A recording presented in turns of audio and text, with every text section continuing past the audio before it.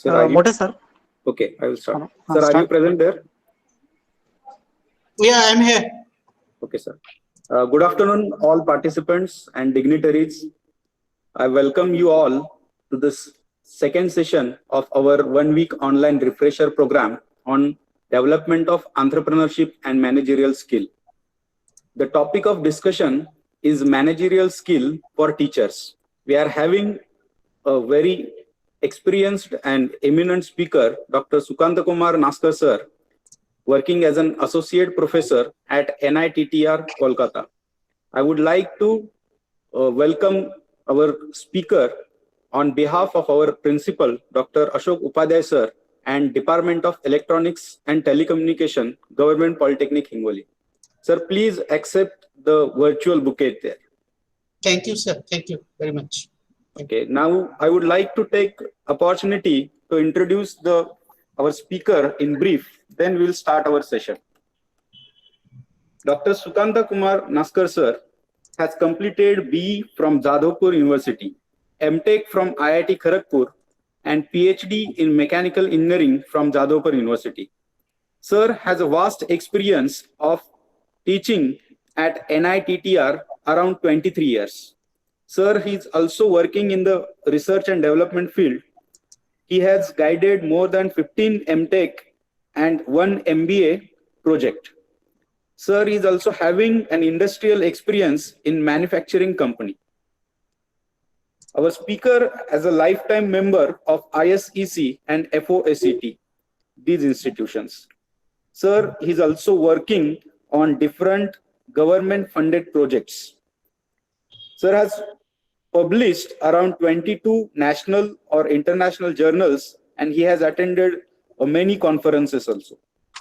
Sir is having keen interest in preparation of educational films or videos also. Sir is having different videos on different subjects. And I would like to mention here, sir is also having one MOOC on technical education system under the SWAYAM platform designed by AICTE. So we are having a very experienced speaker here. We would like to get the benefit of all his knowledge here. Now I would like to our guest to hand over this session and start this session. Over to you, sir. Thank you very much, Professor, for your nice introduction about me. Thank you, Professor Upadhyay, the principal of this college, for giving me the opportunity to share my experience related to the topic that you have given to me as a part of your AICTE IST online refresher program on entrepreneurship development and developing managerial skill. As already been introduced by the professor from your college, I am an associate professor over here in NITTR Kolkata. You understand that NITTR system, there are 4 such NITTRs are there, Chennai, Bhopal, Chandigarh, and our CCR Calcutta. And basically I am attached to the Department of Education and Management, and basically offering the program for technical teachers in short-term training program in management area. At the same time, my specialization in mechanical engineering, I am also offering certain program on mechanical engineering for teachers, at the same time for the master degree student. And also I have supervised few master degree student, around 15 plus. And I have been involved in different educational project on behalf of NITTR Kolkata for handling such project. For example, the work the assisted technician project in different phases for the Polytechnic, and also associated in TQIP and NEQIP project and certain other related project. So I developed certain experience in technical education system, and also the pedagogical issues from the teacher's point of view, particularly in technical institution perspective or technical institution point of view. And based on that particular experience, I'll try to share my knowledge, or I'll try to explain my knowledge with all of you. All of you are a teacher like me, so you can have some more knowledge. I hope that, and that this particular forum will give me the opportunity to share my knowledge related to the area I have been given. As the topic that have been given to me is called the managerial skill for technical teachers. That will be discussed by me for maybe 1 hour or 2 hours, whatever it may be. But in between, I'll invite certain interaction from your side, being a teacher, although you are in the profession of teaching profession, attached in the teaching profession, which are to be considered as a very noble profession. And based on your experience, what are the managerial skills are essential for managing the academic activity and also certain administrative activities as a part of your teaching profession. So it's not like that whatever management principle or managerial qualities we are expecting for handling certain other activities related to manufacturing or maybe that related to that service sectors, that may not be exactly applicable, but the overall concept is equally applicable in managing that educational activities as a part of your educational institution, and more specifically for that technical institution point of view. And as Dr. Upadhyay has mentioned that while I was having an interaction with Dr. Upadhyay, so he was saying that that if you try to make certain kind of points while discussing the managerial quality or managerial skill for the teachers, can you please elaborate certain skill which are specifically applicable for technical teachers? So I'll try to refer which are specifically be expected to be followed for the technical teachers point of view for managing the technical courses apart from the general education point of view. So this is the something I'll be sharing with you. Now let me share my presentation, and in between I request that please interact with me and give your opinion that if some of the things are not agreeable or not are agreeable, whether it is agreeable or not agreeable, so you can interact with me so that I can try my best to clarify or give that best response. Now let me share my presentation with all of you, and because certain internet problem in between, if you are not in a position to hear me properly, or if you are not in a position to see my presentation, please let me know immediately so that I can or take that alternative arrangement. Just a minute.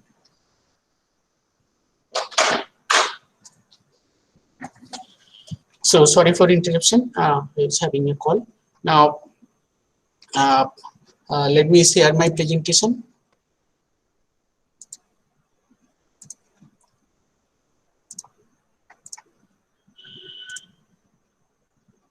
I think it is visible, sir. Yes, sir. It is visible. So my topic of discussion today is basically the managerial role of teachers, and basically I'll be referring certain kind of managerial skill related to the technical teachers or in the field of managing the activities related to technical institutions. Now in this particular presentation, what are the things I'll be referring over here? For example, that to start with, I'll be referring that pillars of education. Nowadays, we are talking about that maintaining the quality of education is applicable to technical institution as well, and a lot of agencies are there. A lot of mechanisms have been suggested by different agencies, including the government agency, how we can ensure the quality of education through your system or technical or maybe that education system, and to ensure the quality related issue, it is the responsibility of the educational manager or educational administrators to refer that what are the 4 pillars of education, and accordingly they need to involve in an effective way to maintain the quality of education. I'll be discussing the 4 pillars of education to start with this presentation. Then I'll be talking about the effective teachers and their qualities, what is expected that, and more focusing on the technical teachers point of view. I'll be giving experience, what are the effective role and the qualities they are supposed to perform to maintain the quality standard of the, producing the quality product and services. And managerial roles and skills which are essential for managing the academic and non-academic activities, and some of the managerial role and skills are quite common to any field, not necessarily that it is applicable in technical education or educational field. It is equally applicable to other sectors as well, but at the same time the skills and roles that we will be referring or I'll be referring is also equally applicable in managing the academic and non-academic activities as a part of your teaching learning system of educational institutions.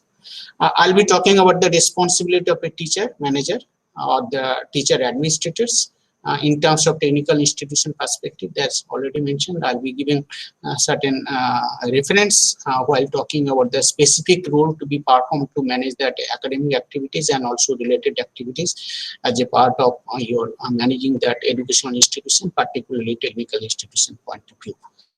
And I'll be talking about that finally the roles to maintain the quality standard as already mentioned just a couple of minutes before, that how you can perform or in an effective way you can involve yourself to maintain the quality standard of education, be in polytechnic, be in higher education system, be it other segment of technical education system, how you will be involved as a part of your the teaching professions, or how we can attach yourself to maintain the minimum standard of quality, and what are the things that you'll have to keep in mind such that you can ensure that the quality of pass outs you'll be producing, and your pass out to be considered as an employable product.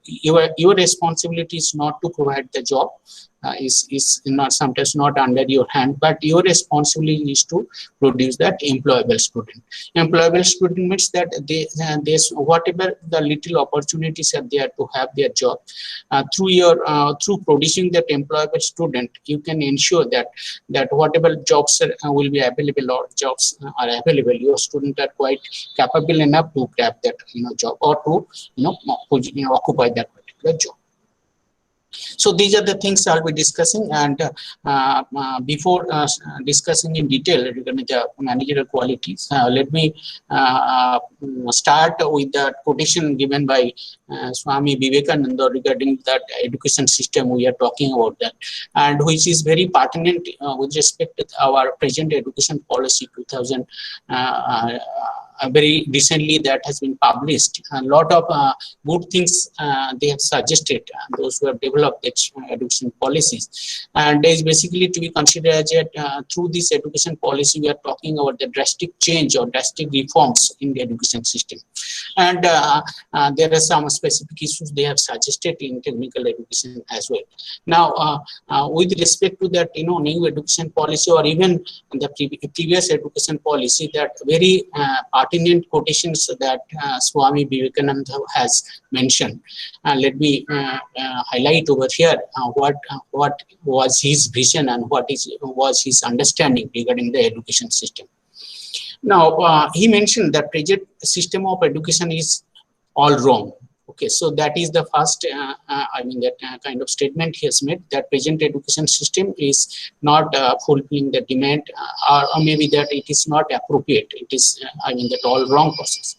The mind, and what is the purpose of education? The mind is crammed with facts before it knows how to think. So this is the fact that that a lot of knowledges are we are supposed to dump through your teaching learning process towards your student, but we do not know how to develop the student, those who are having the capability to think in a lifelong way, or to solve the problems from the industry and the social point of view, and a critical thinking aspect of view. That sort of things are not being taken care of properly. So without considering that sort of generic skill that every student has to develop, that sort of things, we are focused on developing that appropriate knowledge that may not be appropriate without developing that generic skill as we're talking about.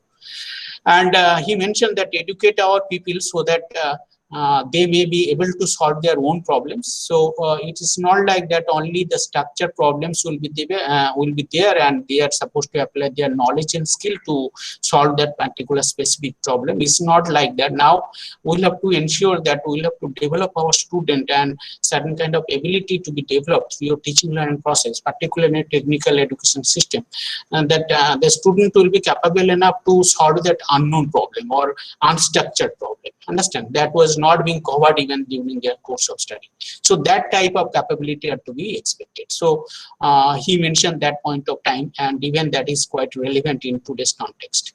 And he has also mentioned that until that is done, all these ideal reforms will remain ideals. only. So this is very important statement according to me, that whatever reforms we are talking about in developing various policies or various reforms and other things will be in a kind of documented process, but actual result will not come, or actual benefit will not take out of that reforms or educational changes. So that's why this is very pertinent from our present education policy. A lot of good things they have suggested, but unless and until it is not being applicable or not being transformed in terms of field of work, in terms of actual reality, it will be a kind of same things that which will remain in the document. Okay, there is no kind of scope for implementation. I'm not criticizing that policy, but there are a lot of things suggested that has to be implemented. From practical point of view, we will have to ensure that the things will be implemented for the achieving that true sense of education from the education system. And another things I was talking about, that let us understand what are the 4 pillars of education. For example, we are teachers. If we do not understand what are the 4 pillars of education, and our teaching, learning, and even the education system has to be correlated with the 4 pillars of education. So without having knowledge of what are the 4 pillars of education, really it is very difficult to put that organized effect for as a part from the teacher's point of view, such that the quality education can be imparted. Now, these are the 4 pillars of education, so to say, here, and that has been mentioned in many literature. The first one is called the learning to know, another is called the learning to do, and next one is called the learning to live together and learning to be. So these are the 4 pillars of education, and entire efforts are to be, or entire system of the education system has to be integrated with the 4 pillars of education. Then only that it is possible that teachers should play a very effective role for maintaining the quality, which will be addressed by the 4 pillars, which is expected to be addressed the 4 pillars of education. Now let us see what do we mean with that 4 pillars of education. The first pillar is being referred as a learning to know. Learning to know means that we are talking about the deep concept that work in depth of subject. You will have to have that appropriate subject knowledge, both theory at the same time practical aspect of it, particularly in technical education system. Both are important, relevant to the field of work, but not only the knowledge, their practical experience has to be taken into care. And this is also that you will have to ensure that learning to learn capability has to be developed, and teachers are supposed to play a very crucial role, or supposed to take that appropriate initiative along with development of a certain kind of appropriate knowledge or subject specific knowledge and skill. You will have to develop your students as that student can develop their learning to learn capability, or that kind of quality.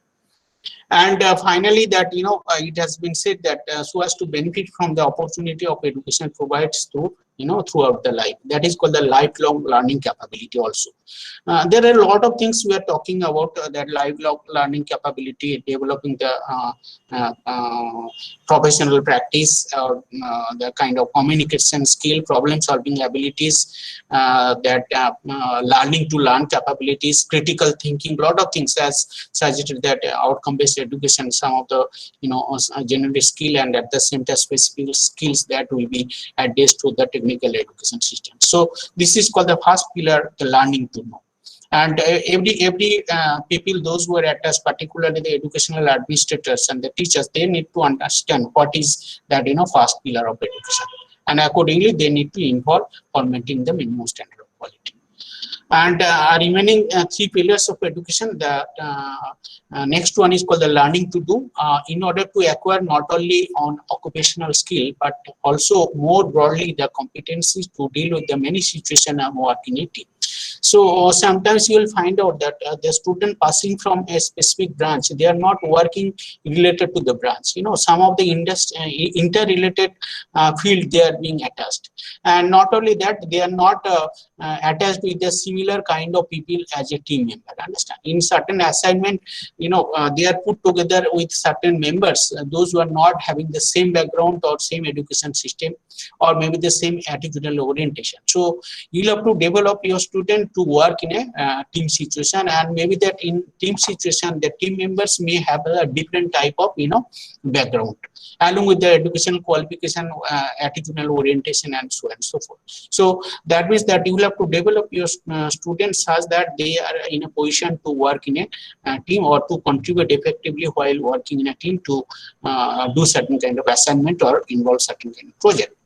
This is the pillar number 2, and pillar number 3 talks about the learning to live together. This is also another important aspect. It's not like that you will be restricted yourself to fulfill yourself in terms of earning certain money or in terms of applying your knowledge and skill, but you have to think about that how your knowledge and skill are to be applied for developing or the things that you will ensure that that all people will live together, and as a society you will be contributing to enrich the society, okay, through your knowledge and skill. Okay, so that is called the learning to live together. It's not like that individual, benefit always you will be referring while working in a particular organization by applying your specific skill and knowledge that have been imparted during your study. It's not like that. You have to think about that that how best you can live together in your society, and how best that your skills and knowledge are to be applied for developing that society at large. And the last one is called the learning to be. That talks about the so as better to develop one's personality and the ability to act with greater autonomy and accountability, judgment, and personal responsibility. This is one of the important aspects that in the form of 4 pillars of education, it has been suggested, learning to be. So that you will have to develop your student, that the student has to take the responsibility, not only the responsibility, the student has to take the accountability part of it while working in the industry, while attached to that development of the society. And not only that, they need to disseminate the proper information. They need to provide the necessary autonomy in case of they are holding in a certain senior position during their career. They need to learn how to delegate the authority or at the same time autonomy, and also how to allocate the resources as a part of your managerial qualities, and also certain kind of skills which are quite essential being educational managers, that you will have to have the proper skill for judgment in case of any critical situation, how you can take the decision. Okay, in case of any crisis situation, how we can solve that crisis situation, or within the available time, how we can effectively manage the time. In case of classroom management, how best you can manage the class effectively by following that managerial skill. So these are the 4 pillars of education. Before applying the manager skills as a part of your teacher's manager, you need to understand what are the 4 pillars of education, and accordingly you will have to orient yourself so that 4 pillars of education have to be integrated with your effort for maintaining the minimum standard of quality. Now, another quotation, let me highlight over here, that as suggested by the Socrates or mentioned by Socrates, I cannot teach anybody anything, but I can only make them think. This is very important and very pertinent from the today's point of view, particularly in teaching learning process point of view, that teachers have to be considered as a facilitator, and they are supposed to provide the necessary facility to develop certain kind of genuine skill through your teaching learning process. And one of the such genuine skill is called the develop the lifelong learning, developing the thinking ability, developing the problem solving ability, develop the critical thinking process or a skill required for developing the critical thinking process through your teaching learning process. So that's why we are talking about the teachers are to be considered as a facilitator. They only make the student to think critically, to think effectively, and based on that kind of problems they are going to solve, and they are supposed to apply their thinking ability, and also along with their knowledge and skill they have undergone during their course of study. Now, after that, what are the responsibilities of a teacher? Okay, so sometimes some people are having the opinion that most of the teachers, their primary responsibility is to fulfill the academic, kind of objective of a respective organization or maybe the respective department. So academic objectives or academic activities, you can find out that taking the class properly, completing the syllabus, developing the curricula, and also motivating the student, developing the question paper, so and so forth. A lot of academic components are there. Side by side, all the teachers or the administrators attached to the education system, they are supposed to perform or involve in certain non-academic activities as well.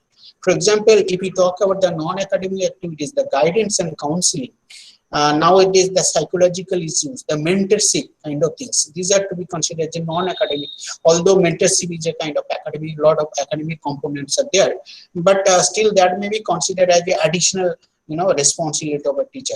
Not only taking the class in time or completing the syllabus or updating your curriculum as per the latest technology or management process, that to be restricted, that you will be responsible for that, but certain other non-academic activities for the enhancement of the image of the organization, you have to involve as and when required. Understand? So as a result of that, you will find out that a lot of teachers or a lot of educational administrators are attached for developing certain kind of accreditation process in the form of a NBA or in the form of a NAC or NABAT, ISO 9000 and so on and so forth. So a lot of kind of accreditation mechanisms are available. Depending upon that kind of opportunity and scope, teachers are supposed to lead how their course or how the institute are to be accredited in terms of fulfilling the minimum standard of quality. So these are some additional responsibility, maybe consider the non-academic activities apart from your academic activities, where you have the direct responsibility. But at the same time, non-academic activities, you are also equally responsible for developing the image of your organization.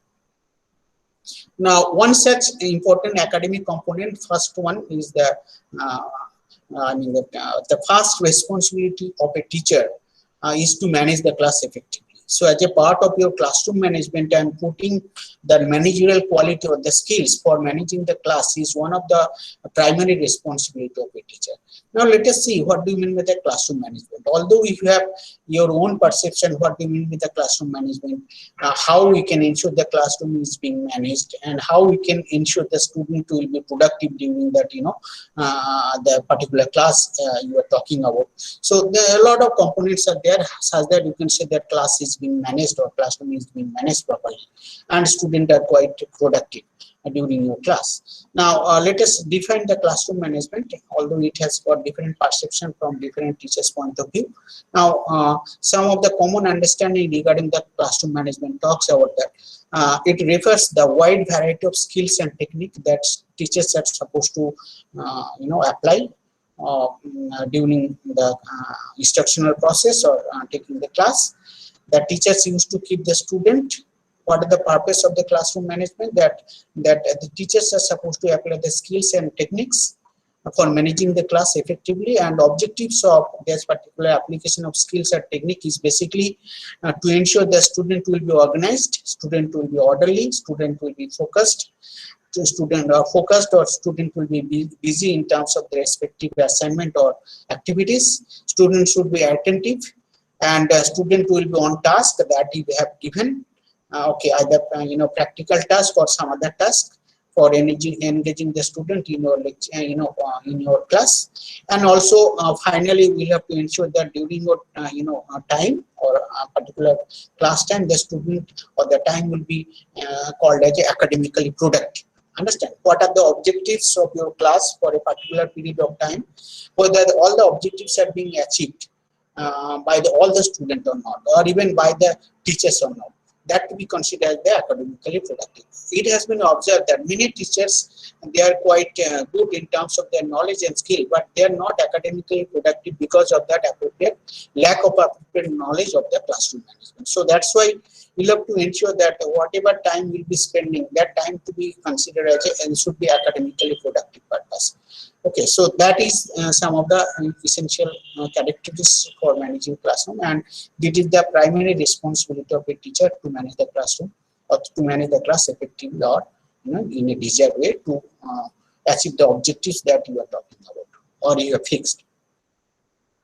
Now, you will find out in a particular class there are different type of students are there, and it is the responsibility to of a teacher to manage the whole group of students available in the class, and you will find out that different category of students are there, and by virtue of their kind of their behavioral pattern,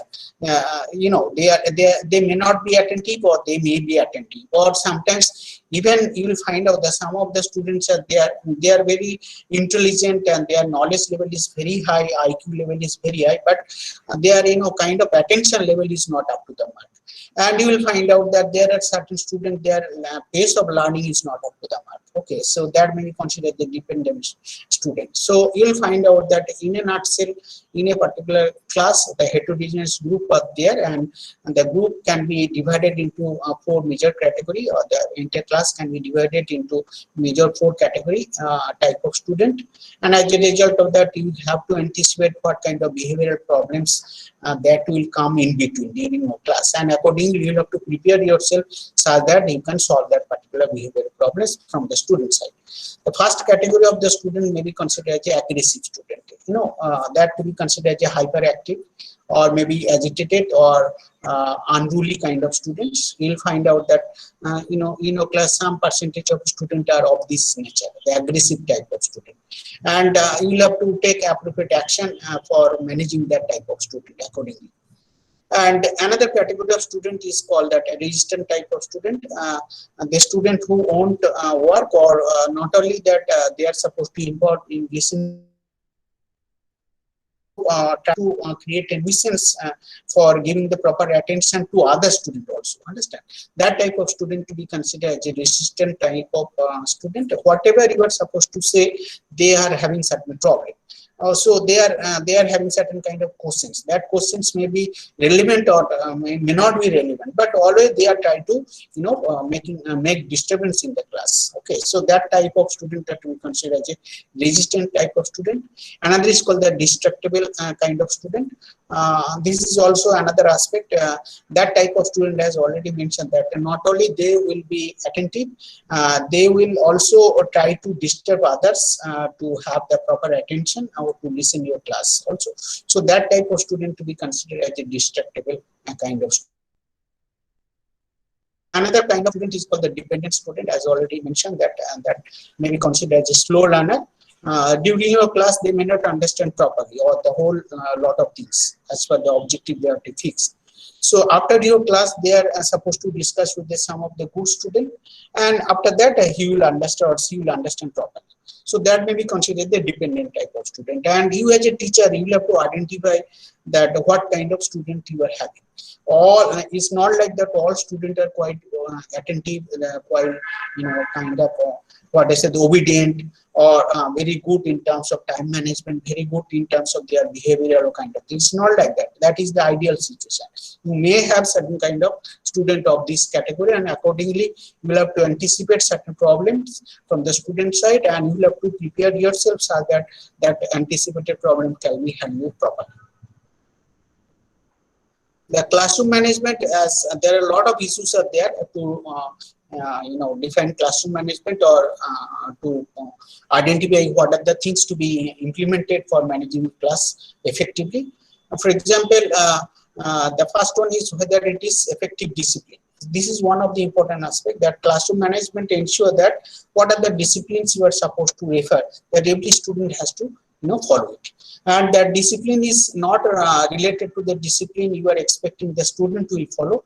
Teachers has to follow the discipline as well. Understand, for example, that after coming to the class, the student and the teacher, they are supposed to say that first class, in your first class, they are supposed to say that after 5 minutes I will not allow any student to enter my class. So that is the as a part of your discipline or rules, whatever it may be.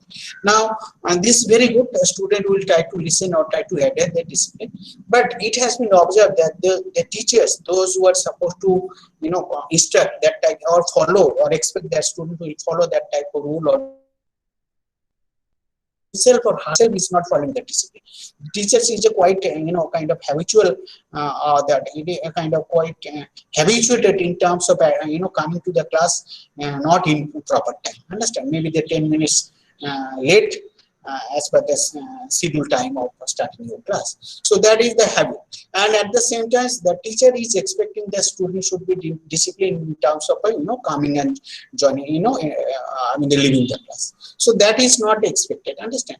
Whatever discipline and rules you are supposed to refer, the student are supposed to follow it. That has to be practiced by yourself first, and that only the student can.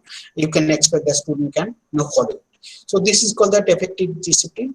Apart from your subject and developing the subject and theoretical at the same time, practical knowledge, the discipline is also very important aspect as a part of your classroom management. And teacher has to be very meticulous so that every student is supposed to be disciplined on. This being prepared for the class, this is very important aspect that it has been observed that some teachers are quite casual, or not that much of meticulous for preparing the class or taking the class.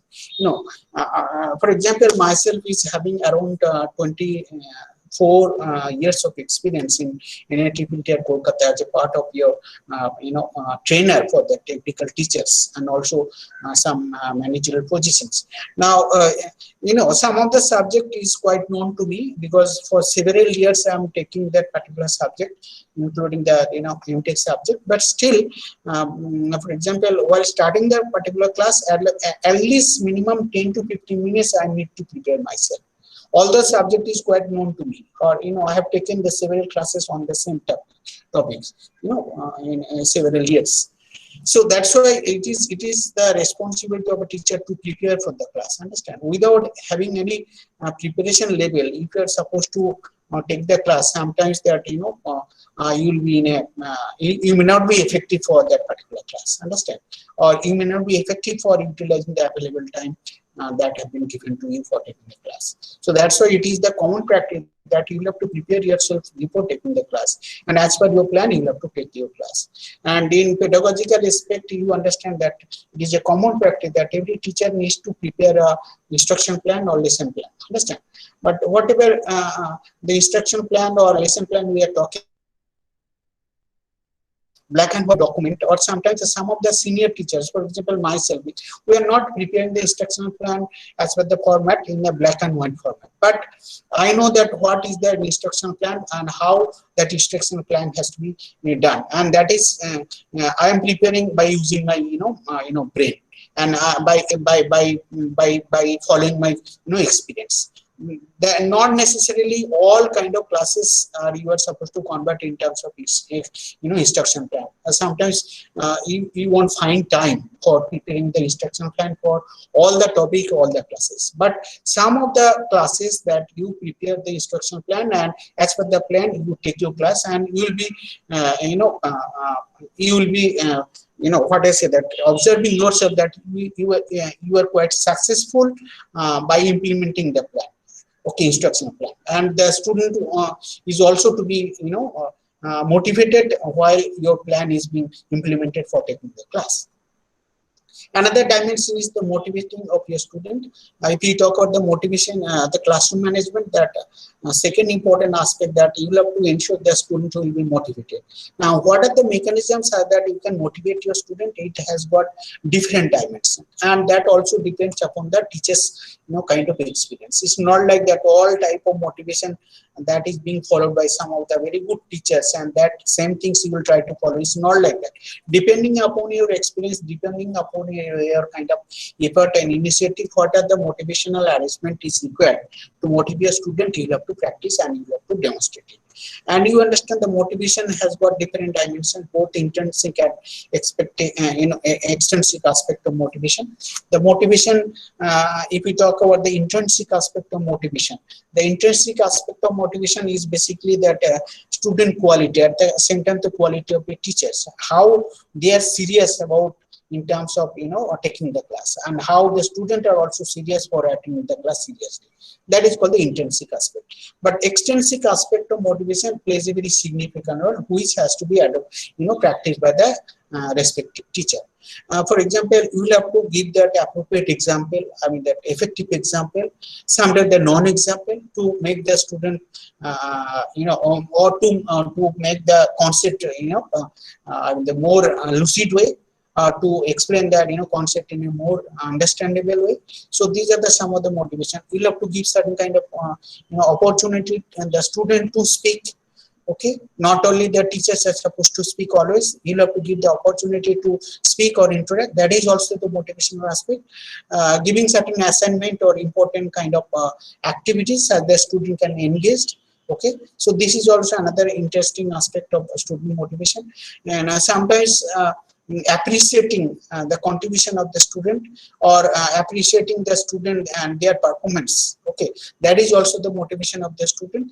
Referring the different type of resources which will supplement that your subject matter. Apart from that, text and reference books, some other kind of learning resources you are referring, that is also to be kind of motivational factor from the student point of view, which the teachers are supposed to practice and demonstrate. There are a lot of other dimensions are there to motivate the student as a part of your classroom management, and it is the discretion of the teacher that what kind of motivational techniques they are supposed to apply to engage the student effectively. Another aspect, it is providing a safe, comfortable learning environment, including the effective instruction plan. I was talking about that. That you will have to ensure that during your class the students are quite safe. Okay, safe in the sense of your physically and at the same time psychologically. Physically safe meaning that you will have to have the proper kind of ambience. You are giving a lecture in a big hall. There is no audiovisual kind of arrangement. The student can hardly what I say, there's hardly receive your message, understand, or listen your message. Okay? So that kind of things we have to ensure. And nowadays we are talking about that electronic gadgets for making the class more interesting or more enjoyable. You'll have to ensure that sort of things. And psychological is also very important aspect if we talk about that providing the learning comfortable learning environment. That psychological aspect. For example, you are asking certain questions. Okay, after having a preliminary discussion related to the topic you are going to introduce in a particular class. Now, after discussing, you are asking certain fundamental question, and you will find out that some students, they are not in a position to give the answer, appropriate answer or expected answer. In that case, in front of everybody, you are just scolding to the student, or some other kind of misbehavior from your part you are reflecting. Understand, that is not expected. That is for the psychological aspect. So it is quite obvious that it is not like that whatever you are propagating during your class, that every student has to be understood in the same manner or same pace. Some student can understand, some student may not understand. So as a result of that, you'll have to ensure that in your class the student will be safe in terms of physical issues at the same time psychological issues. Okay. Particularly in psychological issues plays a very significant role. If we talk about the pedagogical aspect, that by any means you are not supposed to follow certain kind of psychological issues or demonstrating certain psychology which are not effective for managing the class properly or effectively. It's building your student self-esteem. This is very important aspect. You will have to recognize and appreciate that kind of characteristics of each student. Understand, every student has got certain kind of mindset or certain kind of qualities. Okay, some students are quite good in terms of certain areas. Some students are quite good in terms of certain other areas. Understand, not necessarily that all students are supposed to have the equal interest of different subjects. Understand. So in that case, that you will have to recognize that maybe there are some students are quite good in some other subject. You will have to appreciate and you will have to recognize them. Understand, and you will have to develop that how the student can develop the same level of interest in your subject. That is your kind of responsibility as a teacher. It's being creative and innovative in some of the lessons, or if not the daily lesson, in some of the lesson. That talks about that not only following that a traditional methodology for taking the class. Sometimes there are some of the classes you follow certain kind of innovative and creative methodology. For example, you will find out that a lot of animated tools are available, or animations are available. A lot of some special softwares are available. to supplement your theoretical class. If you try to give certain kind of video clippings related to the topic you are going to discuss, that will be more interesting.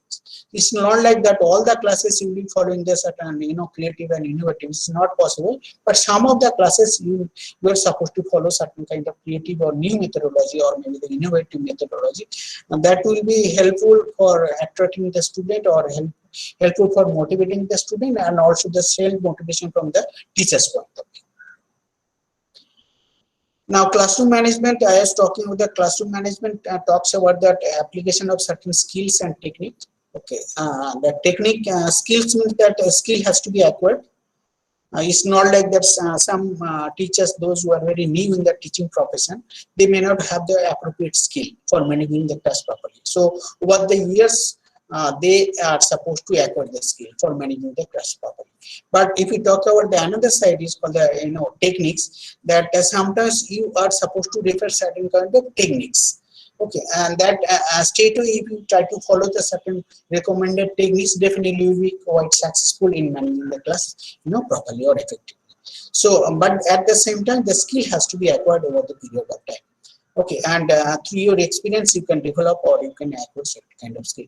Now, what are the different dimensions of skill that teachers are supposed to demonstrate for making the class interesting, or making the class, in managing the class properly? First one is called the authority, then knowledge, then individualization, then time management. These are there are a lot of other dimensions of there, so that the skills are concerned. But here some of the important dimensions referring to the application of skill to be applied by the respective teacher. One is called the authority. Authority means that in your class, you should be held responsible. That the authoritative side should lies to the teachers. Authority is not supposed to take by the student. In that case, that by any means you are not in a position to manage the class effectively. If the authority side goes to the student, or the student are managing the class, or the student are taking the authority to manage the class. So in that case, you will have to have responsibility that entire class, you are the responsible person, or you, the authority side lies to you or goes to you. Okay, so that is one of the important aspects that you have to keep in mind. And how we can say that the authority side you are ensuring from your side, there are a lot of techniques out there. That subject matter you are talking about, that you must have the up-to-date information, and to provide the necessary information, or maybe the appropriate information, you are the authority in your class. Understand? But you can discuss with your students. Student may have some updated knowledge, and you will have to appreciate and you will have to introduce. Okay, so that means that entire class, the student will try to demonstrate. Demonstrate, and as per that, the skill the student are having, the entire class is being managed, and the teachers are sitting idle or just listening. That is not the way to manage the class properly. So the authority side lies to or goes to the teacher side. And it's called the knowledge. You will have to have appropriate knowledge. As a result of that, you will have to prepare yourself, and you will have to update yourself, both theoretic at the same time practical aspect, both theoretical subject at the same time practical oriented subject. Individualization, this is also another kind of quality which talks about the skills that teachers are supposed to demonstrate. For example, individualization is that if the classroom size or class size is very optimal. For example, there are 30 students or 40 students are there, and you as a teacher, you can refer each of, and while referring each of the student by their name, you definitely have certain kind of information related to each of the student. Okay, so that is called the individualization. So certain kind of or you have certain kind of individual information to all of the students, and accordingly you will have to take your class, and accordingly you will have to manage your class effectively. That is called the individualization. And another is called the time management. As I already mentioned, that you should be very meticulous for managing the time. As for example, in a particular class of 1 hour, maybe there are 50 minutes, whatever times are available or times will be given, and what are the content you are going to deliver. So that has to be matched, and accordingly you will have to fix your objective. It has been observed that in a particular class, the content is too much high, which is not manageable within a specific period of time. At the same time, other side is there, the content is very less compared to the available time. Understand? So in that case, you will have to manage your time properly. In case you will find out the content is very less, you will have to add certain other content related to the topic. And at the same time, if you find that the content is very huge, it's not possible to cover within the short period of time, you will have to divide the class into another maybe the section or another classes, or maybe the few more classes. So that is called the time management. Management also talks about that completing the syllabus in time or in advance, such that a desired level or the pace of learning you can ensure during your delivery or during your teaching learning process. Patience is also another aspect that teachers is one of the important characteristics that teacher need to demonstrate is called the patience, or even the listening skill. Understand? I was talking with a different category of student you are handling, the heterogeneous group of students. Okay, so not all the students are having the same level of quality or the same level of attention. So some of the students are asking repetitive questions, or the same type of questions, and as a result of that you are losing your patience. That is not expected. Sometimes in that situation, if you find out the same type of question, the same type of student, same group of students, they are asking repeatedly, so in that case we'll have to stop them. Understand? And we'll have to manage them such that maybe that may be discussed after the class. Understand? So you'll have to make them understand, let you to complete the class first, and some of the questions that the students are asking, that may be clarified after the class. Understand? So for better understanding, for better engagement of all the students, so the teacher responsible to manage the class properly and to deliver the content first, and after that there should be certain kind of interaction or the discussion. The student may ask a certain question, and accordingly we will have to clarify. But by asking certain question, if we feel that student are creating certain kind of problem or kind of chaos, or trying to develop certain kind of chaos, as a result of that other student are facing certain problems, that has to be handled properly. Understand? So these some of the important characteristics or the skills that teachers has to have is called that the teachers have to have the patience. At the same time, teachers have to have that skill for listening, or also the skill for managing their time properly. Effective teachers, let me give some idea for managing or applying the manager skill in your class, that there is certain kind of concept to be considered as effective teachers, and to whom or that category of teachers have to be considered as an effective teacher by considering certain assumptions. Now, some of the teachers, they have the assumption that in your whole class, that some of the students are not in a position to perform well. Understand? If that is your assumption, you will find out that always you will find out that certain percentage of students, their performance is not up to the mark in the final examination. On the contrary, some of the teachers, they are having the assumption that whatever the level of student you are having, you will try your best to that give your best teaching learning, and achievement of the objective is quite uniform throughout the different level of student or different group of students. The all students, they will try to understand it properly, and accordingly what are the efforts that are supposed to take, you will have to take, or what are the initiative you are supposed to take or demonstrate in your class, and you have to follow it. So that's why it has been mentioned that not only simply accepting the fact that some student cannot engage, and as a result of that they destined to do the poorly. If that is the assumption, definitely you will find out that some group of students, their performance is not up to the mark. Understand? Rather than the effective teachers are having the belief or kind of understanding that every student is capable and achieving their success and do excel in their final examination or through appropriate assessment. And as a result of that, by having that assumption, the teachers are supposed to take the appropriate initiative. And there are certain kind of things it has been mentioned as a part of a effective teacher they are supposed to demonstrate.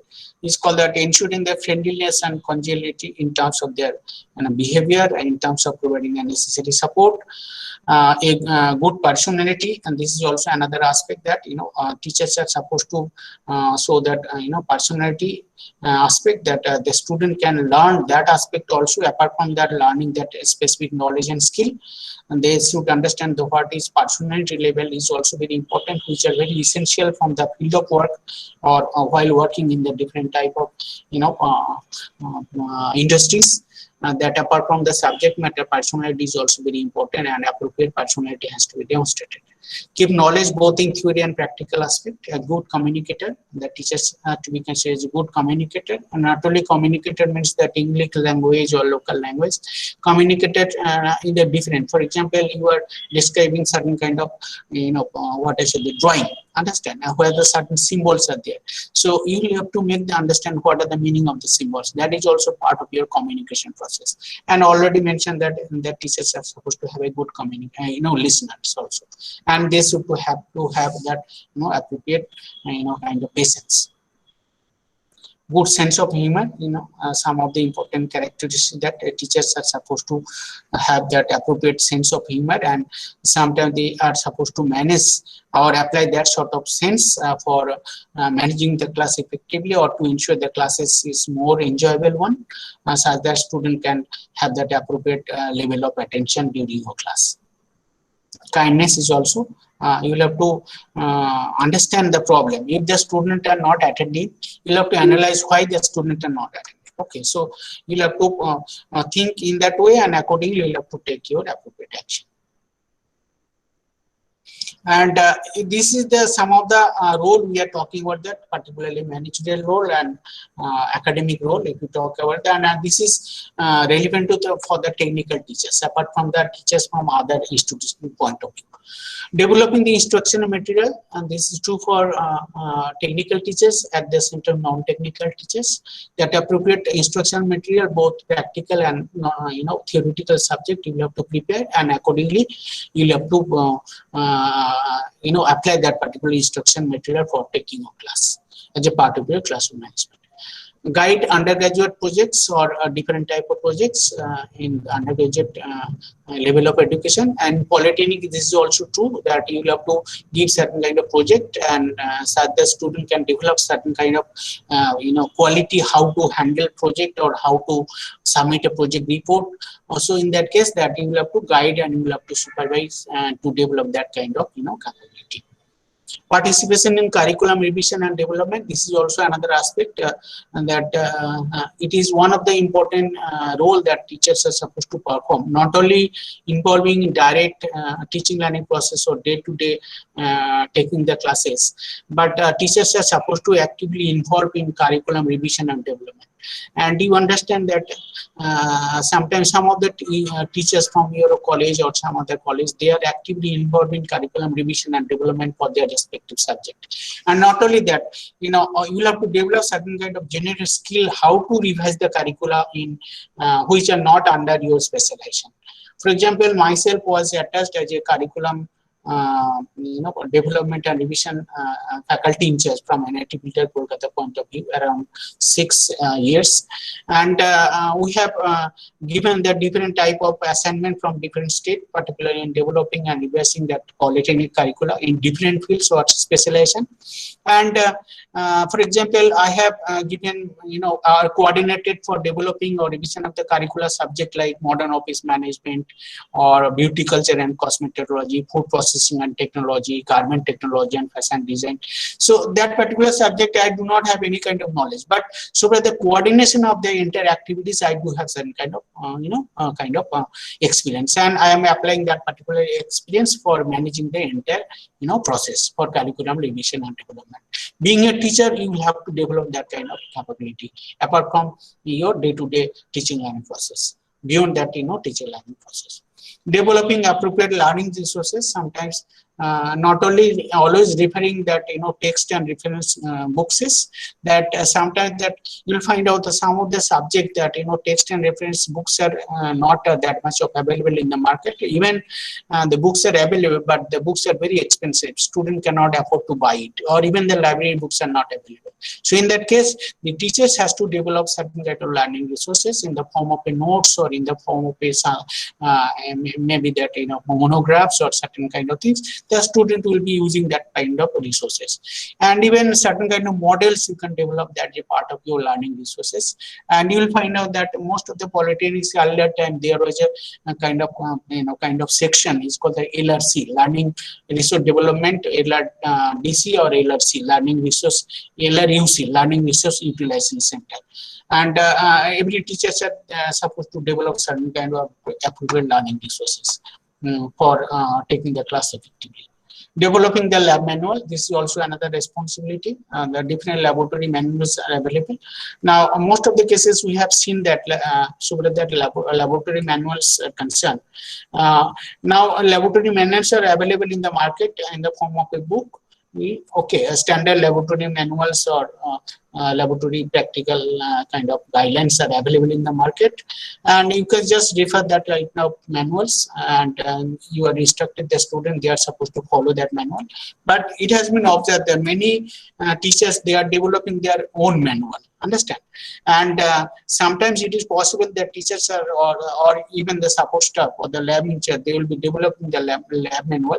This will be more effective related to that particular subject. Okay, I'm not talking about that you will be developing the entire lot of your lab manual. Some of the lab manuals the teachers has to develop with the teaching assistant, and the students are supposed to use that lab manual. Conducting and developing the continuing education program, this is another aspect. You will understand that the lot of schemes are being implemented by the polytechnic or maybe the technical institution. For example, that the TQIP program, that NEQIP program, Northeast Quality Improvement Program, that World Bank activities. As I was talking about the technician education project, and you will find out the CDTP scheme, community development through polytechnic scheme, then scheme for PWD, scheme for MODROS. Apart from your direct teaching learning process, some of the teachers they are supposed to involve that type of activities as a part of your continuing education program. And you will find out that most of the NITs and ITs IITs they are having, or even good engineering colleges they are having a separate wing for that continuing education programs. And apart from their day-to-day activities, they are offering certain kind of course under this continuing education program banner. Organizing the industrial training, this is also as a part of your student internship or that kind of industrial tour kind of things. You'll have to help the student, or sometimes you'll have to coordinate that type of activities where the nearby industries are to be visited so that they can develop a hands-on experience, or they can see what the actual things are being practiced over there, and they can try to they will try to correlate what is being taught and what is being practiced over there. Participating in the community development program, as already mentioned, that one of the scheme in the form of a CDTP scheme. Teachers are supposed to monitor or supposed to involve in implementing that kind of schemes as a part of your Government of India or maybe the state government supported scheme. Organizing that executive development program or FDP program. For example, your polytechnics, you are conducting this EICT IST online refresher program, okay, as a part of your teacher development program, or organizing certain FDP program. This is a certain kind of initiative. Some of the teachers they are supposed to do it or supposed to involve in organizing certain training program for the student, certain training program for the teachers as well. Understand? Organizing certain seminar or workshop and so on and so forth. Participating in the institutional development activities. Okay, that how that image of the institute can be developed. You will have to suggest to the administration or the administrative person, and you will have to take active role for developing or holding the good image of the organization in terms of producing the quality level of student. Managing the class, as I already mentioned, the classroom management. Now, can we consider the teacher as a manager? This is one of the important questions, that can we consider teacher as a manager? Yes, the question, if that is the question, my understanding is that teachers to be considered as a manager. Understand? Here the managers in the sense that they are managing the class properly, the primary responsibility. So from that particular angle, we have to see, or we have to understand that one of the important role of a teacher is to manage the class properly. So from that particular angle, we must understand that teachers are to be considered as a manager as well. And now managers are supposed to manage something. In case of teacher manager, they are supposed to manage the academic at the same time non-academic activities. As already mentioned, the two broad category of the kind of managerial responsibility of a teacher manager. And for managing the something, they should understand the management and apply the concept of management. Understand? For example, you are very good in terms of your subject, but classroom management, if you talk about that, you are not up to that mark. Understand? In spite of your having that up-to-date knowledge or prepared knowledge, the classroom management side is very weak from your part. So that means that you'll have to have certain kind of classroom management technique or acquire certain kind of classroom management technique as well, apart from developing the appropriate knowledge related to the subject. And from that particular angle, you will have to understand what do you mean with the management. It is equally applicable from the teacher's manager point of view. This is the general definition of management. Talks about that art and science of getting things done through with the people in a formally organized group. For example, in a particular class, you are having an organized group of people or having the different background or different maybe that attitudinal orientation, and you will have to make them involved. And how you can involve, that is your kind of skill that you will have to apply. Managers make decision, allocate resources. This is also equally applicable as a teacher's manager. For example, you need to take a decision what are the classes you will be taking throughout the whole semester, and what are the different kind of lab sessions you are going to take throughout the session, and what are the resources that will be required, and you will have to ensure that all the resources will be available over there for taking the class. Okay, so this is another aspect is equally applicable for the teacher's manager point of view. The managers are supposed to coordinate and integrate all the resources to accomplish the very specific result. Coordinate and integration of all the resources. For example, you are a particular subject, okay, you are a subject teacher for a particular subject, and you are supposed to coordinate with the other teachers that having the different knowledge related to the different subject as well. For example, sometimes some of the technical teachers, they are supposed to take certain classes on management at the same time mathematics, physics, and chemistry. Okay, so this is called sometimes due to lack of adequate resources, you have to take additional responsibility.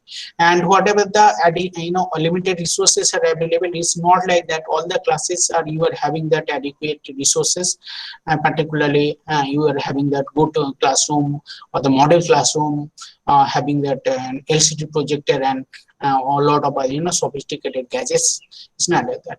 Whatever little resources are available, you will have to distribute as a part of your manager teacher judiciously, so that the teachers will be happy, and the student will also be motivated. These are the common management functions I am not going to discuss, and these kind of managerial functions are equally applicable in case of I'm the teacher manager or from the teacher teaching as a profession, teaching profession equally. Post-corp, this is available in any book of management: planning, organizing, staffing, directing, coordinating, reporting, and budgeting. And you will find out that all kind of components as a managerial functions, you as a teachers are also supposed to adhere or supposed to perform. True for teachers, yes. If the question is that all the managerial functions that have been described is true for teacher, the answer is that it is equally applicable for teachers to follow certain kind of managerial skill and functions. These are some of the managerial roles, generic managerial roles that has been highlighted by Mintzberg. And this is equally applicable to different type of organization, and it's true for managing the educational organization as well. The first one is called the interpersonal role, another is called the informational role, and another is called the decisional role. So these are the three broad category of managerial roles, and all the roles that have been highlighted and mentioned over here is equally applicable for managing the educational organization, particularly technical institution. And under the information role, what are the things that to be performed? The monitoring role, the dissemination of information, then spokesperson, the transmitting the information to the other agency or outside, so that the image of the organization is being propagated or transmitted to the other side, and as a result of the student will be attracted.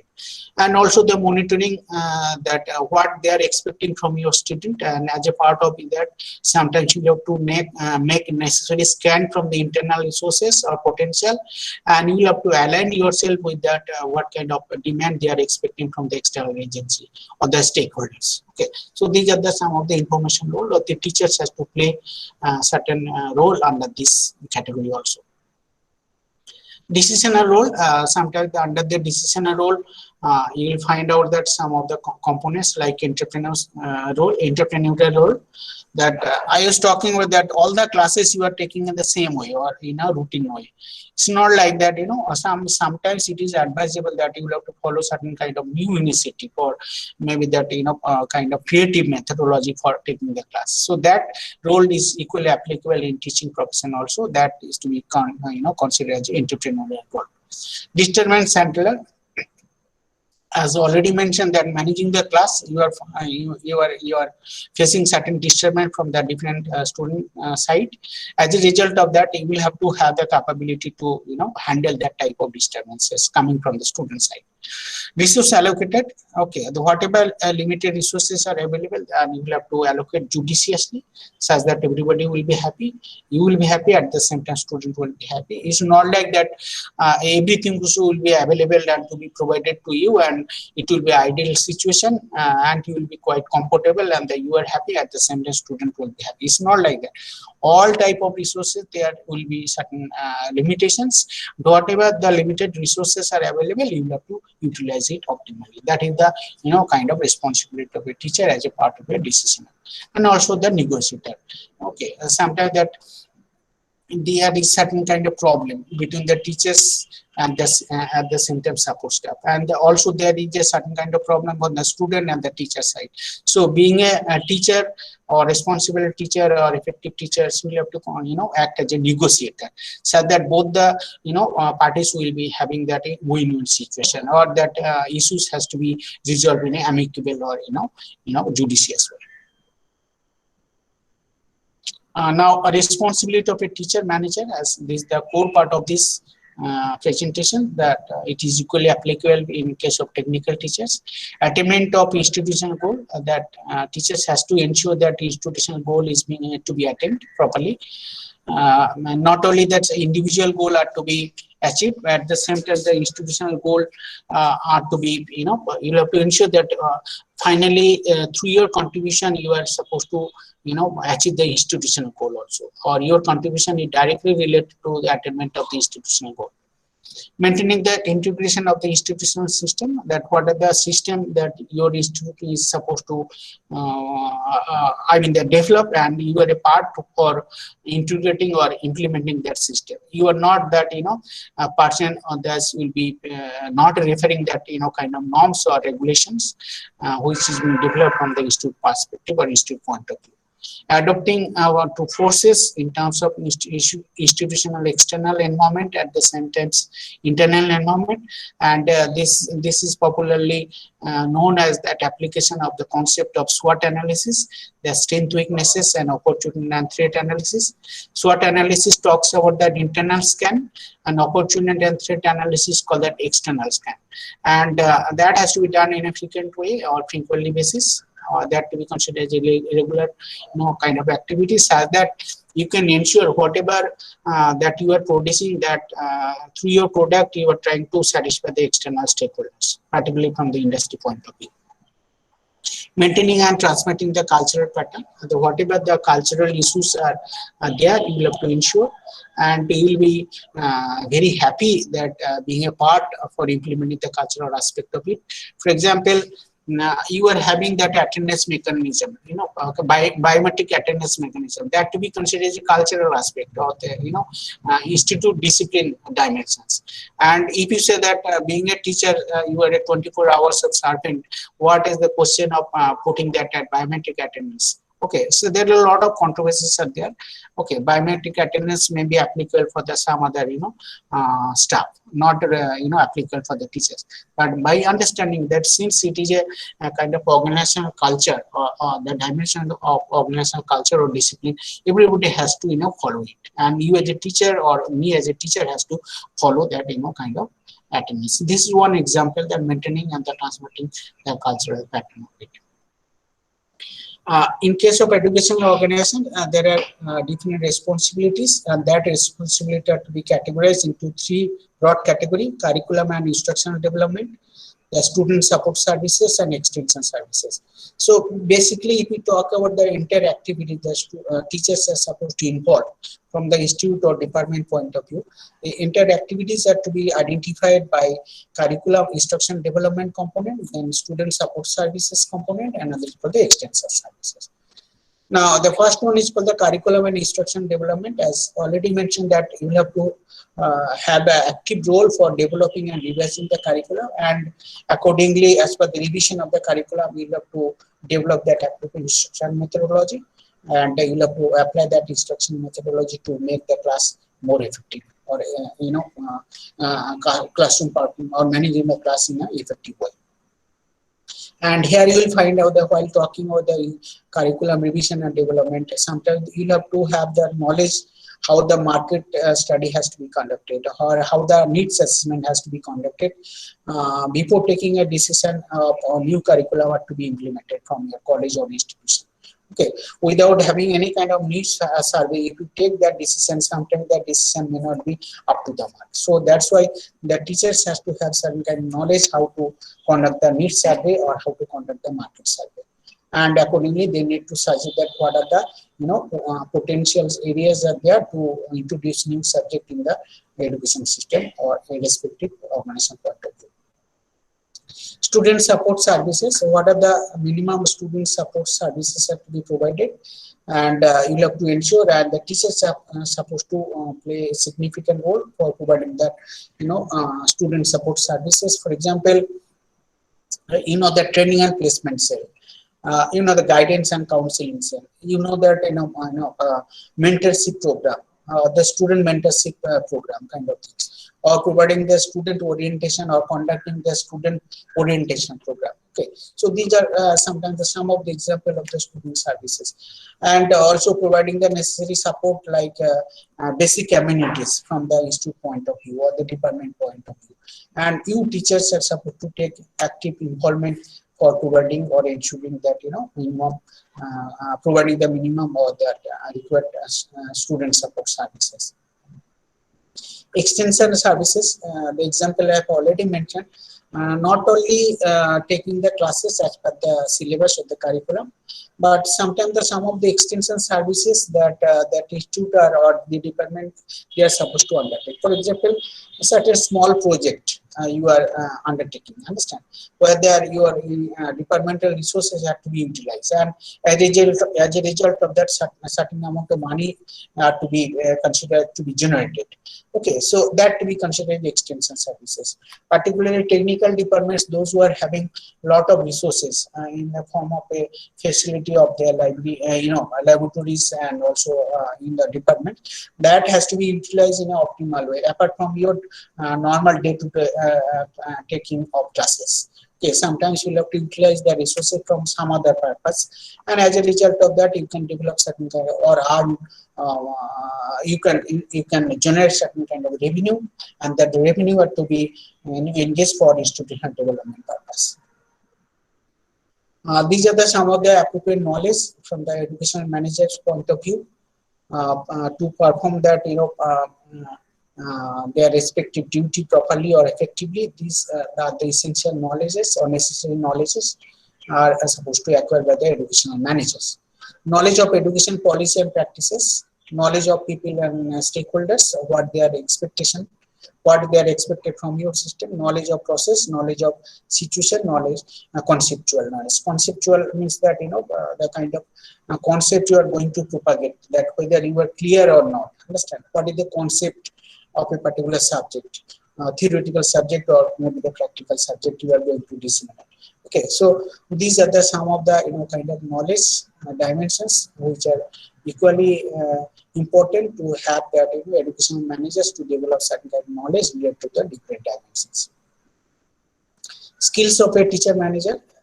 Okay, normally the skills, if we talk about that different kind of skills, although I have mentioned that some of the skills applicable for technical teachers, but in general, the teachers manager skills have to be categorized into three broad categories. One is called the technical skill, another is called conceptual skill, and another is called the human skill.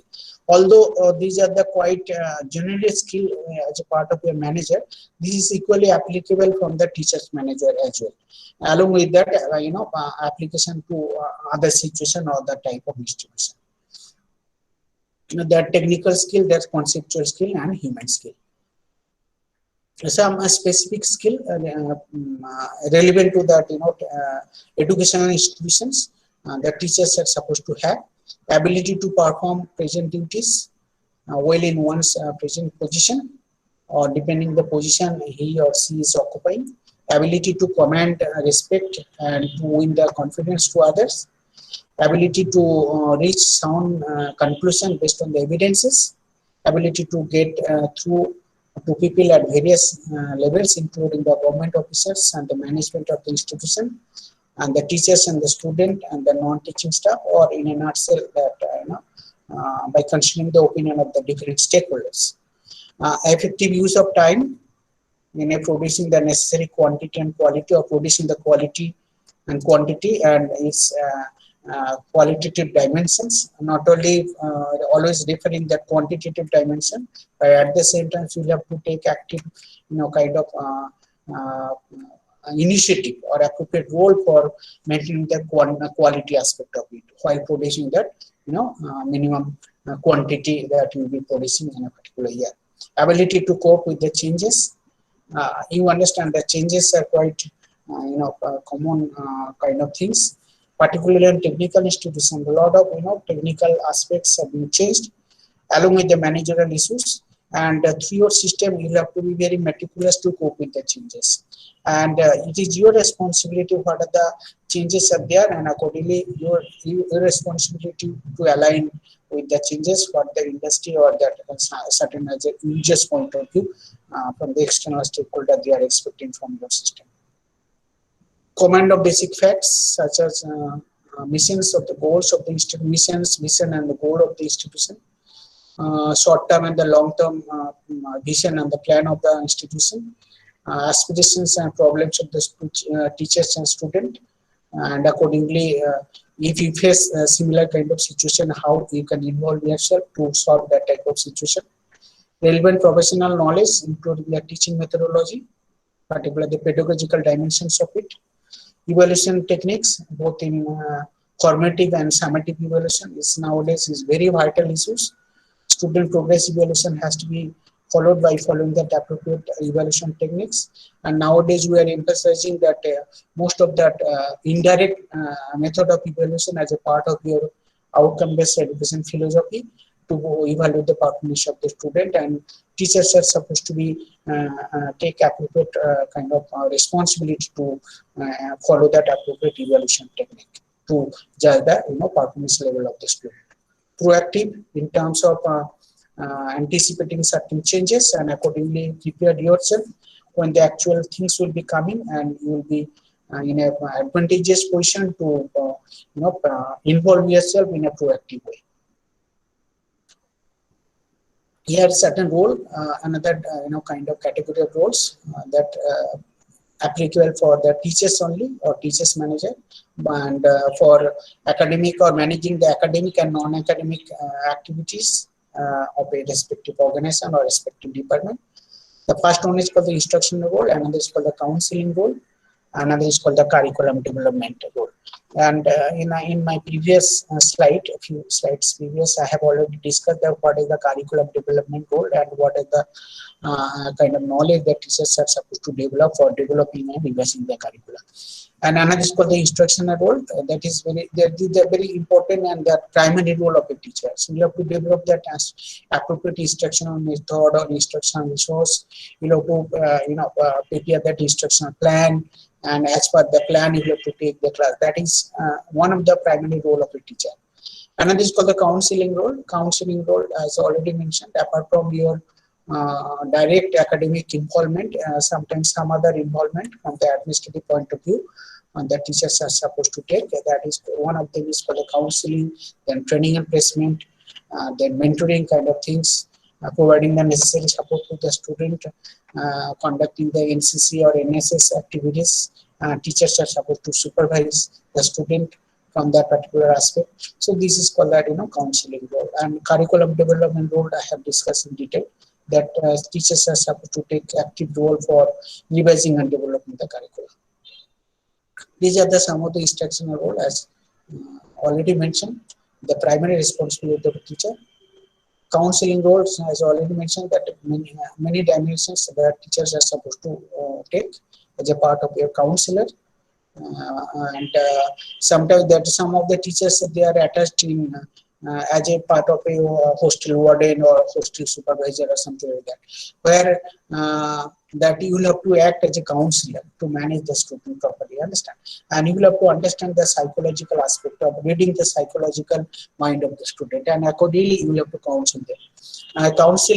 Offering the counseling service from the student, from the teachers, that overall development or growth of the student, you have to talk about the growth in the sense of developing the appropriate knowledge, subject specific knowledge, at the same time developing that, or developing that, some of the generic skill also, irrespective of the branch of specialization. These are called some of the counseling.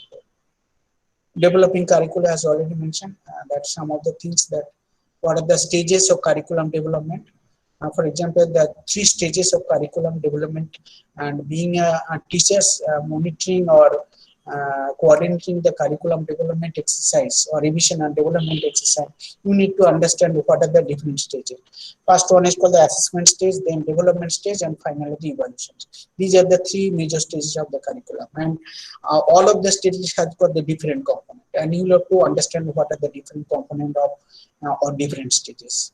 What are the elements of the curricula? Curriculum has got broadly 2 components. One is called the structure, and another is called that content. And you as a teacher, you need to understand that how best the curriculum to be developed, and what are the components are there in developing good curriculum. Syllabus and curricula, you will have to understand that differentiation, or you will have to differentiate between the syllabus and curricula. Is basically the syllabus is a smaller component or the sub-component of a curriculum, and curriculum is called the integrated or the whole concept or holistic point of view. Approaches in developing the curricula, the different approaches we are talking about that.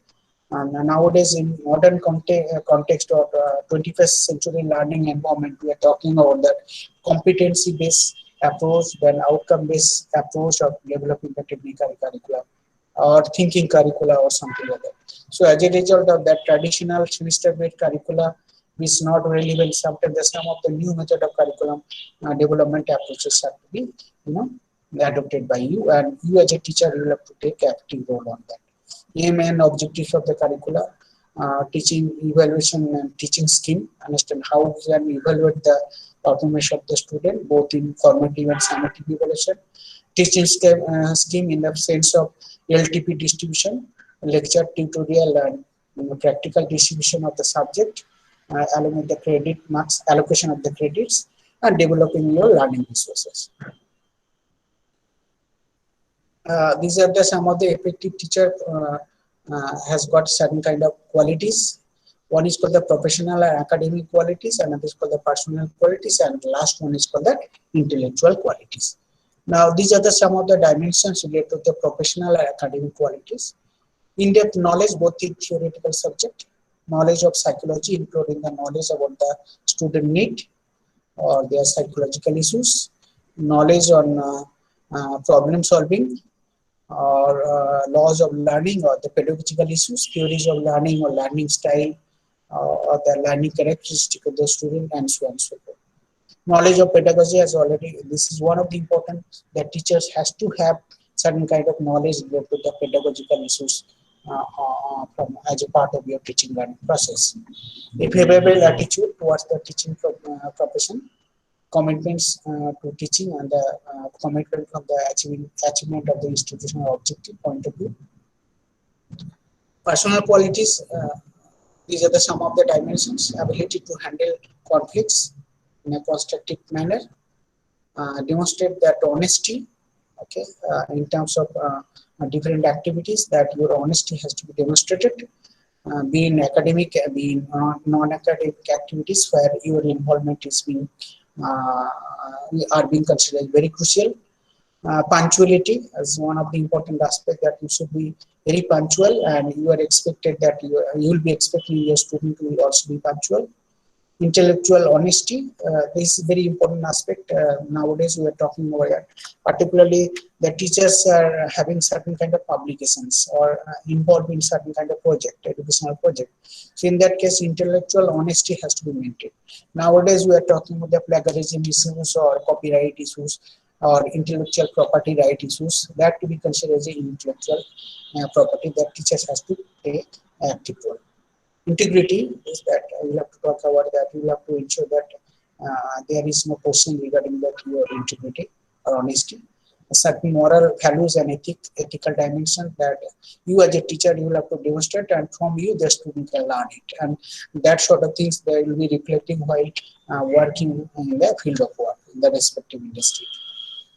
How you can manage in the critical situation, or how you can manage the time properly. Another is very important is for that 5S concept, the kind of housekeeping concept.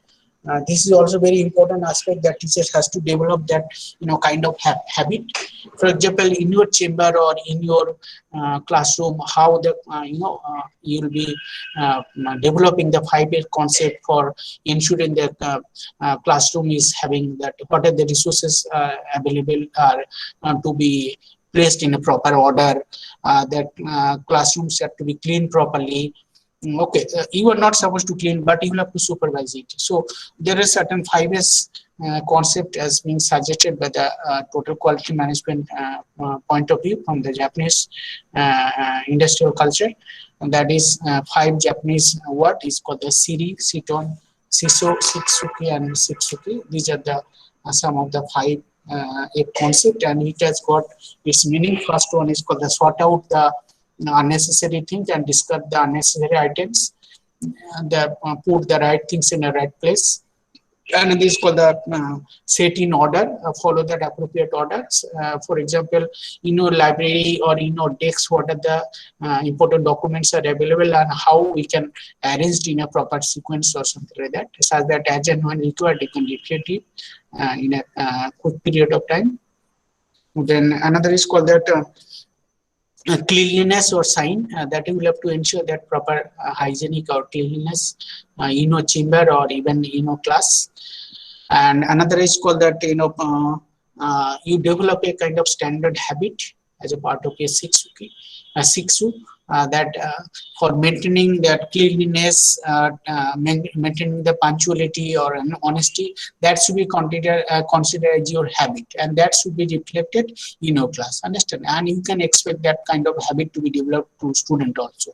And the last one is called that and that should be the sustainable, or maybe that to be considered as developing that organization or maybe the institutional culture, and as a part of the institute, your responsibility to follow the culture, and you can expect that a student will also follow the culture.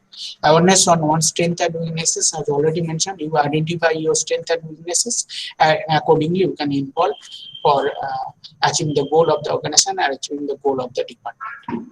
Intellectual capabilities or qualities or dimensions, intelligence level, alertness, common sense, applying the common sense, that is also sometimes very important aspect, to analyze the problem in a critical way and accordingly help the student to analyze or involve the student in certain project.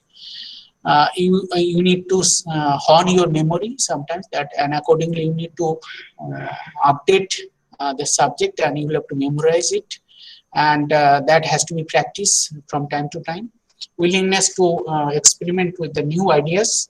Okay, and that is another aspect, and not only the traditional things that will be propagating, certain new ideas that has to be experimented, and not only that in your laboratory sometimes, that apart from that suggested experiment or kind of practical classes, you can do certain kind of new experiment also. Okay, so the student can enjoy while involving that particular class, and you as a teacher, you will have to supervise. And sometimes this is called the discovery type of learning, understand? So another method of, kind of learning. It's not the traditional method.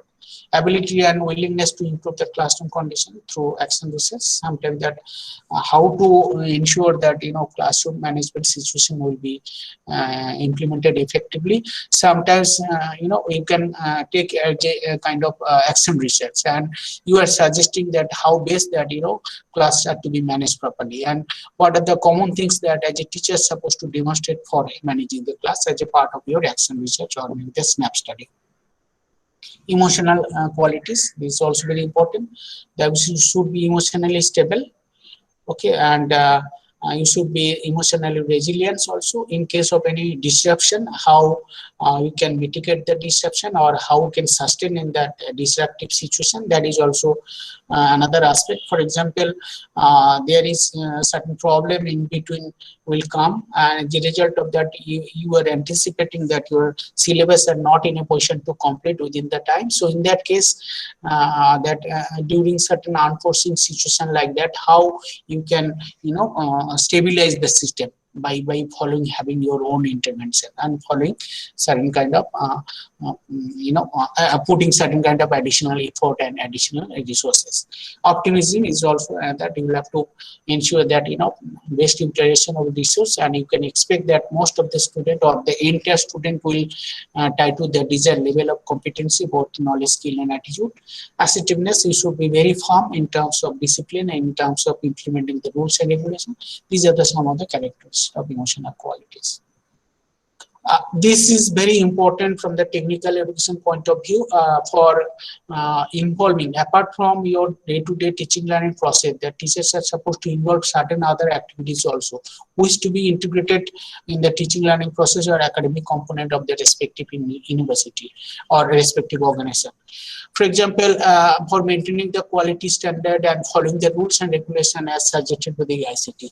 Understand, the teacher has to supervise and teacher has to ensure that what are the guidelines and the ICT as a statutory organization, they are suggesting that, that all things are being implemented by the respective institute or maybe the respective organization.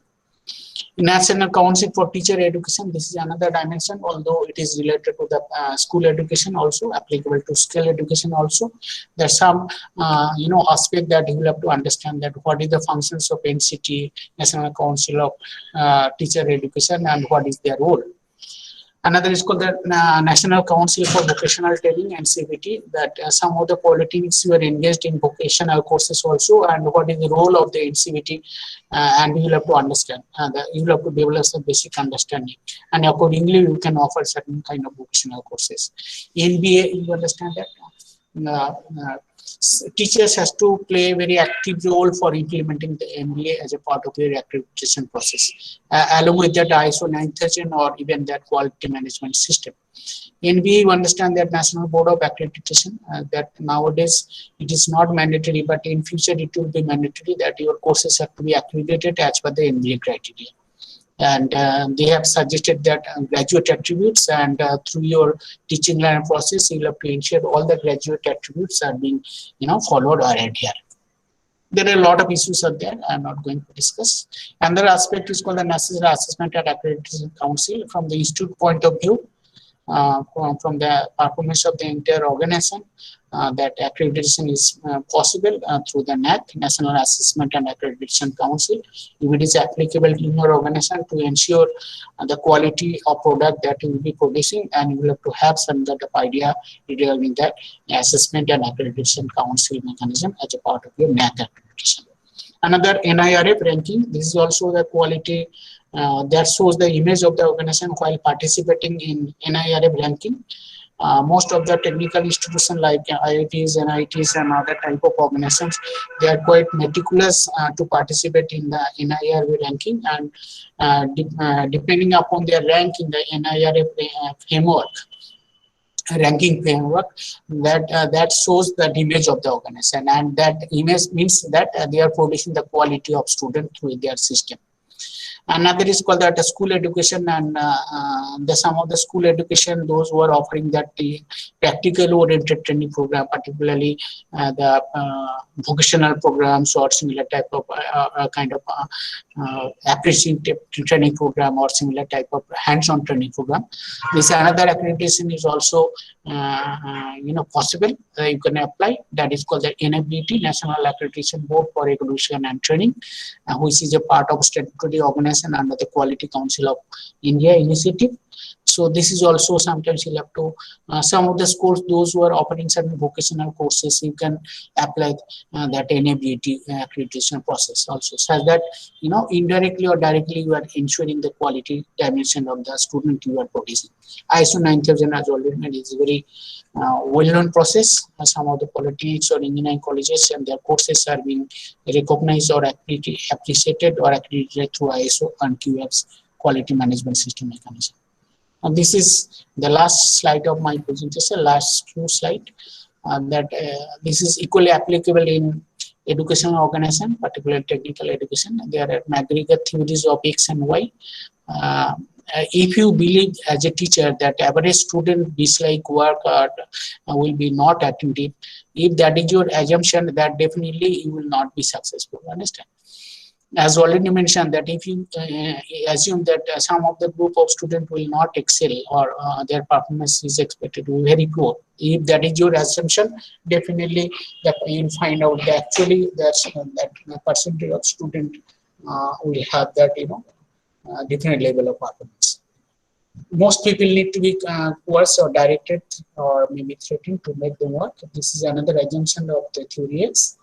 This is applicable in managing the class also. If you say that most of the students are supposed to threat to have proper attention, to listen properly, to attend the class properly, it's not like that. You will have to make them understand for attending the class how it is important for their point of view, and from appearing the examination or developing the appropriate knowledge or kind of things. So in that case, that it is not that always you will have to threat them. So sometimes some of the students need to follow the kind of threatening atmosphere. Average person seeks security and avoid responsibility. If you feel that most of the students are not up to the mark, they need proper guidance. Without guidance, they are not do anything. If that is the assumption, definitely that is not appropriate. You have to understand and you have to have that kind of believe that some of the students are quite creative and innovative enough, and you have to provide the necessary support to apply their creativeness and ability. So these are some of the assumptions. Some teachers, they believe that assumptions are quite true as a part of the theory X of the McGregor. On the contrary, another theory is called the theory Y. And this is also another school of thought, and this is equally applicable from the teacher's manager point of view.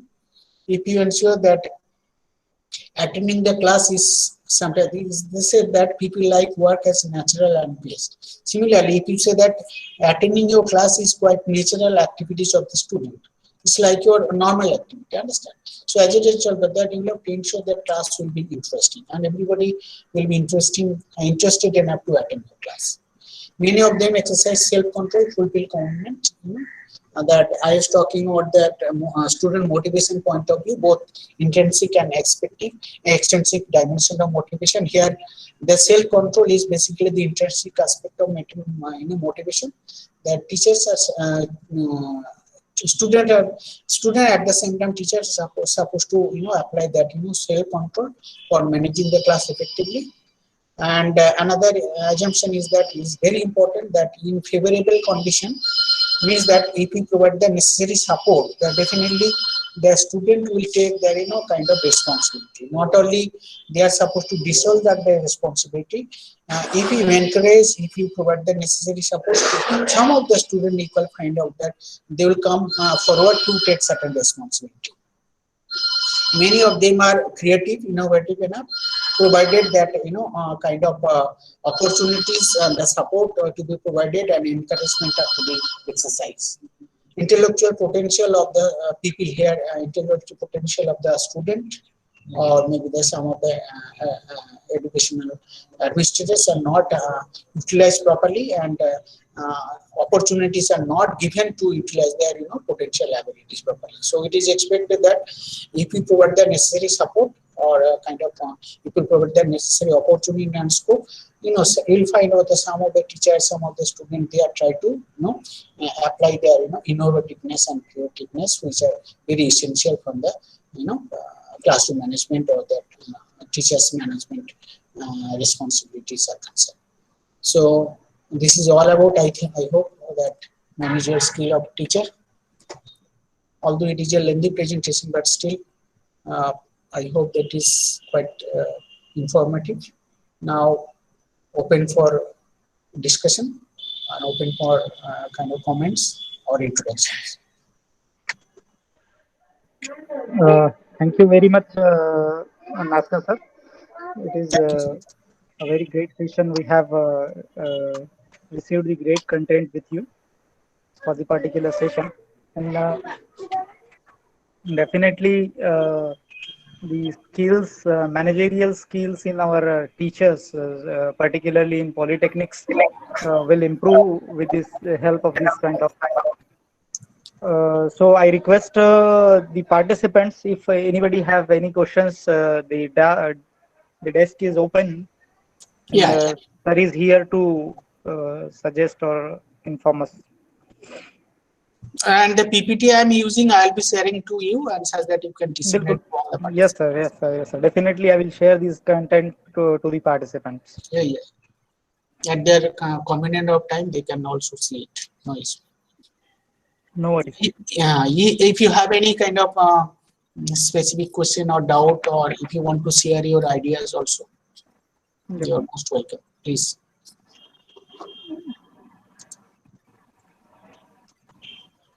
Thank you. Somebody has mentioned nice and informative session. Thank you very much, sir. Dr. Patel has mentioned excellent informative session. Thank you, sir.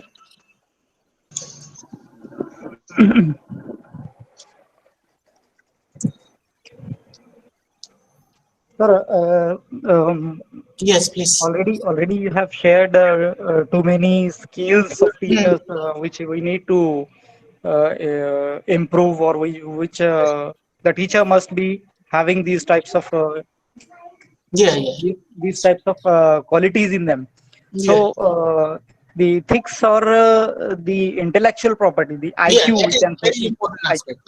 Now thing is that nowadays we are talking about the value education, or kind of value and ethics to be integrated in your teaching learning system. Okay, but although there is no clear-cut prescriptions available in the syllabus or curriculum, whatever you are talking about, that how that things are to be integrated. Now the value and ethics to be integrated depending upon your own experience. Understand? Right. And that may differ from person to person. I mean that I'm talking about from teacher to teacher.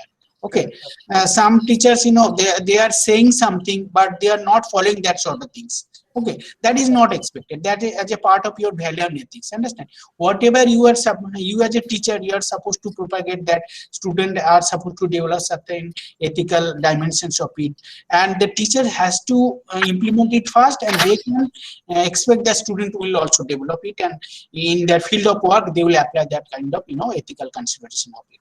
Okay. Actually, sir, there is no clear-cut prescription that you follow that sort of thing and you'll develop certain ethical dimensions. It's not like that. That depends upon your guidance and your practice also. Correct, sir. Correct. Actually, in G scheme, previous scheme, as the polytechnic system is working on the schemes of teaching schemes, actually, the syllabus or curriculum are designed on the basis of schemes. So, in the previous scheme, we have one subject of developmental skills, one, and another is behavioral skills. Right. So these types of subjects are basically used to improve the personality as well as the intellectual qualities of the students. Right. Now as we are concentrating on the outcome-based education and these types of activities, so somewhere I think that in the curriculum we are missing these behavioral Yeah. science. Yeah, that kind of things. That again, I'm saying that there is no clear cut, kind of direction or their clear cut prescription that you just follow that dimension. But we as a curriculum developer, we are trying to specifically mention that what are the things to be practiced by the respective teacher while covering the respective subject, and that to be integrated. For example, if you talk about that, I'm giving the example of mechanical or maybe the civil or electrical. We are talking about the IS code. Understand? IS code of different materials. Understand? And that that IS course that is being taught during your class. Understand? The student has to develop basic understanding, and they need to apply that kind of things in the field of work while they will be working in the industry. Understand? The appropriate code and that material has to be selected. Understand? And kind of following that certain skills like managing the people or supervising the people, that kind of industrial acts. I'm not specifically mentioned that related to every specific branches. These are some of the generic aspect that teacher has to guide that student, and in that field of work, that sort of things are to be practiced by them, which are very essential. Yes, sir. Yes, sir. But sir, nowadays, as we are we are facing the pandemic situation of this COVID-19, and we all are dealing with the online platform and online classes, online trainings. Right. So somewhere we lose the command on students, and we Yeah, are yes, not able to that's- develop their ethical values and Right. whatever the respect regarding the staff and the relation between the staff and student. Yeah, that is true. And even every teacher, those who are very good teacher or sincere teacher, they are just talking about that through online system, that kind of physical attention or talking to the student directly in physically. Okay, they are developing the relationship with the student through online mode. It is missing eye. Correct, sir. So thank you very much, sir, for your kind words during the question answer session. If any participants have any query or any question or any discussion point, we can discuss here. Otherwise, we can stop with the. I express my gratitude on the behalf of Department of Electronics and Telecommunication, Government Polytechnic Hingoli, to the speaker, Dr. Naskar sir. Thank you very much, sir, for your presentation and for your words to develop our participant and to pass the information on to our stakeholders. Thank you very much, sir. It's also my privilege that to share my experience, and definitely it's my opportunity to interact with you, and you have given me the opportunity to share my experience with this forum, with this kind of ICT IST kind of program you are conducting. So definitely, I hope that in future you will be giving also certain opportunity. Definitely, sir. We will work together in future also. Yes. So I declared here the session is today's session is end here, and we will meet tomorrow at 11 a.m. With the new speaker and with new content again. As we have get the information today, tomorrow also the day for the same content. So thank you very much once again, Naskar sir, and all participants. Thank you, sir. I convey my regards to Professor Upadhyay, sir. Yes, sir. Definitely, sir. Thank you, sir. Thank you, sir. Thank you, sir. Thank you very much. Yes. Thank you.